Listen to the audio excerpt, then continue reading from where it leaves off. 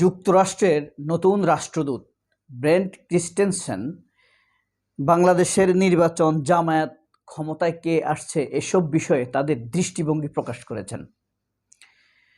বাংলাদেশের ব্যাপারে ভারতের দৃষ্টিভঙ্গি কি?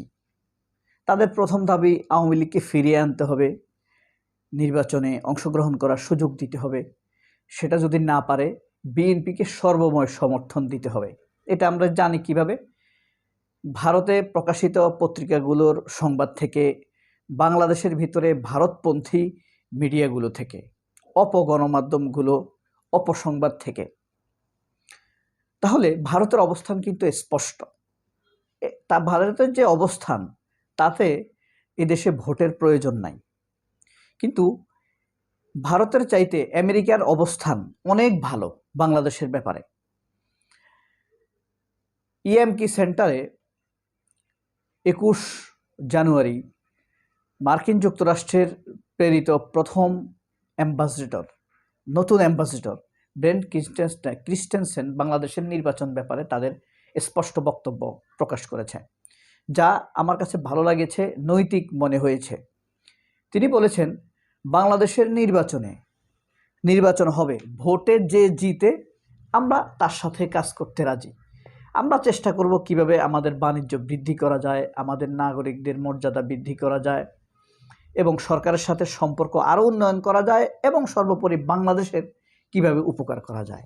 সরল সত্য স্বীকারোক্তি। কেন সরল সত্য বললাম, কেন ভারতের চাইতে অনেক ভালো বললাম? কারণ সব দেশই চায়, সংশ্লিষ্ট দেশ আমাদের সাথে যাদের সংশ্লিষ্ট, যাদের কূটনৈতিক সম্পর্ক আছে, তারা চায় এখানে তারা তাদের বাণিজ্যটা বৃদ্ধি করবে। যেহেতু মুখে প্রকাশ করেছে, সেহেতু তারা এটা লিগেলি করার চেষ্টা করবে এবং শেষে এটাও বলেছে কিভাবে বাংলাদেশের গণতন্ত্র, মানুষের নিরাপত্তা, জীবন মান উন্নয়ন, মানবাধিকার উন্নয়নে কাজ করা যায়। খুব সরল। কিন্তু ভারত এভাবে সরল কথা বলে না। ভারতের কথা হয়েছে, প্রথম কথা হইল হাসিনাই তাদের এখনো বৈধ প্রধানমন্ত্রী। হাসিনারা আবার আশ্রয় দিয়েছে একটা অপরাধীকে। আবার বলতেছে তাদেরকে নির্বাচনে অংশগ্রহণ করার সুযোগ দিতে হবে। আবার তাদের পত্রিকা লিখতেছে জামায়াতকে তো ক্ষমতায় আসার ক্ষেত্রে সহযোগিতা করার প্রশ্নই আসে না, আমরা বিএনপির উপরেই নির্ভর করব, বিএনপি আসলে আমরা বাংলাদেশের সাথে সম্পর্ক উন্নয়ন করব, ইউনুস যতদিন আছে ততদিন বাংলাদেশের সাথে সম্পর্ক রাখবো না। এই জিনিসগুলোই স্পষ্ট করেছেন। এই যে দেখেন, আজকের পত্রিকায় নিউজ এসেছে, ভোটে যারাই নির্বাচিত হবে তাদের সঙ্গেই কাজ করব, ব্রেন্ট ক্রিস্টেনসেন স্পষ্টভাবে তিনি বলেছেন। একটু পড়ে শুনে, এখানে কিছু চমকপ্রদ বিষয় আছে যেটা আপনাদেরকে ভালো লাগতে পারে। মনোযোগ দিয়ে যদি শুনেন তাহলে তাদের দৃষ্টিভঙ্গিটা ক্লিয়ার হয়ে যাবে। So please not leave the video. বাংলাদেশের আসন্ন সাধারণ নির্বাচনে নির্দিষ্ট কোনো দলের সঙ্গে অবস্থান নেবে না যুক্তরাষ্ট্র। পরিষ্কার। জনগণের ভোটে যারাই ক্ষমতায় আসবে তাদের সঙ্গেই কাজ করবে। ওয়াশিংটন ক্ষমতা ও ক্ষমতার বাইরে থাকা সবার সঙ্গেই যোগাযোগ অব্যাহত রাখবে। যুক্তরাষ্ট্র, ঢাকা, ওয়াশিংটন সম্পর্ক এগিয়ে নেওয়ার ক্ষেত্রে দ্বিপক্ষীয় বিভিন্ন বিষয়ের পাশাপাশি আমার অগ্রাধিকার থাকবে বাণিজ্য নিরাপত্তা ইস্যুতে। দক্ষিণ এশিয়া চীনের প্রভাব বৃদ্ধিতে উদ্বিগ্ন যুক্তরাষ্ট্র। এ ব্যাপারে মার্কিন সরকারের অবস্থান খুবই স্পষ্ট। চীনের এখানে যাতে প্রভাব বৃদ্ধি না পায়, ব্যালেন্স তো একটা হতে হবে। চীনের সাথে আমাদের বাণিজ্য যতটুকু ভারতের সাথে হতো, সেখান থেকে ব্যালেন্স করে একটা বড় পোর্শন চীনের সাথে হওয়া উচিত বলে আমরা মনে করি।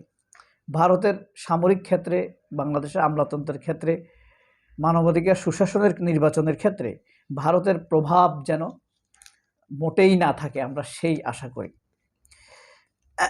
গতকাল বুধবার বিকালে রাজধানীর ইএমকে সেন্টারে নির্বাচিত কয়েকজন সাংবাদিকের সঙ্গে আনুষ্ঠানিক ব্রিফিংয়ে এসব মন্তব্য করেন ঢাকার নিযুক্ত নতুন মার্কিন রাষ্ট্রদূত ব্রেন্ট ক্রিস্টেনসেন। রাষ্ট্রদূত হিসেবে নিয়োগের পর বাংলাদেশে তার আগামী দিনের কর্মপরিকল্পনার বিষয়ে খোলামেলা কথা বলেন তিনি। ঢাকার সঙ্গে সম্পর্কের বিষয়েও ব্রেন্ট ক্রিস্টেনসেন তার অবস্থান ব্যক্ত করেন।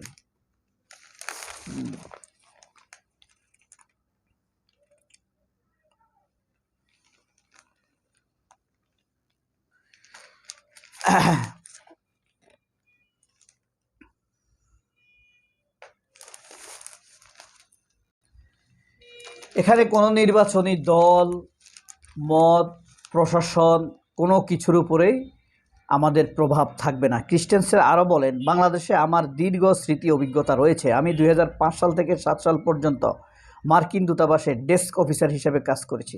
অর্থাৎ এখন থেকে 20 বছর আগে ব্রেন ক্রিস্টেনসেন বাংলাদেশে ডেস্ক অফিসার হিসেবে কাজ করেছেন।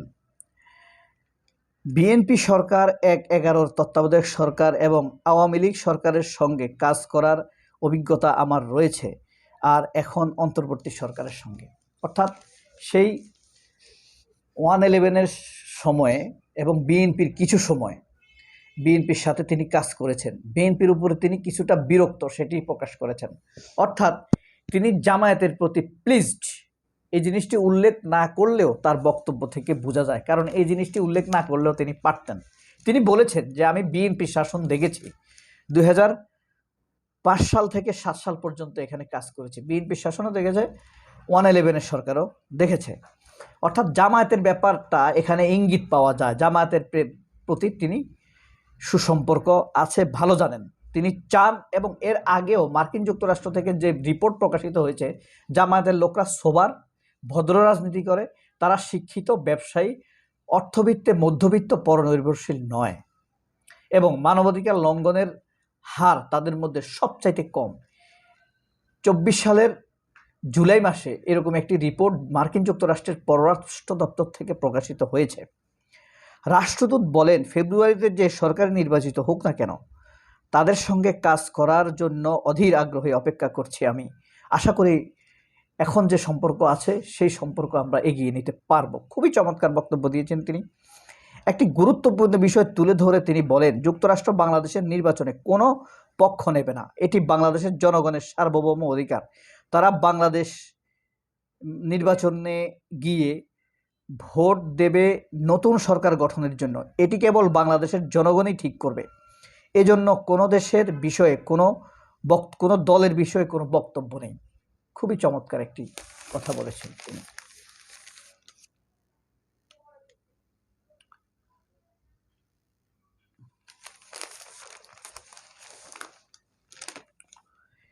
এই বিষয়টি আরও স্পষ্টভাবে আমরা কিভাবে বলতে পারি, দক্ষিণ এশিয়ার চীনের প্রভাব বৃদ্ধির বিষয়ে তাদের মতামত থাকবে। পরবর্তী সরকারের কাছে প্রত্যাশা নিয়ে তিনি বলেন, নির্বাচিত সরকারের কাছে আমার প্রত্যাশা হলো তারা বাংলাদেশের জনগণের জন্য যথাসাধ্য চেষ্টা করবে। বাংলাদেশের নির্বাচনের জন্য তারা যথাসাধ্য চেষ্টা করে যাবে, তবে কোনো দলের পক্ষে কোনো রকম বায়াসড অবস্থান তারা নেবে না। এটি একটি ভালো সংবাদ। যদিও এই ধরনের বড় শক্তিগুলো কোনো না কোনো দলের পক্ষে অবস্থান নেয়, তবে মার্কিন যুক্তরাষ্ট্রের অবস্থান টিপিক্যালি গণতন্ত্রের পক্ষে, আন্তরিকভাবে জামায়াতের পক্ষে, সুশাসনের জন্য। এটার অর্থ এই নয় ইসলামের পক্ষে তারা অবস্থান নেবে। আমরা সুশাসনের সুদিনের এক বাংলাদেশের প্রত্যাশায় আছি। আশা করি আমাদের নির্বাচনে ভারত যে শকুন দৃষ্টি দিয়েছে তা এদেশের প্রশাসন, ইউনূসের প্রশাসন জয় করতে পারবে। সবাই অনেক ভালো থাকবেন। আল্লাহ হাফেজ। আসসালামু আলাইকুম।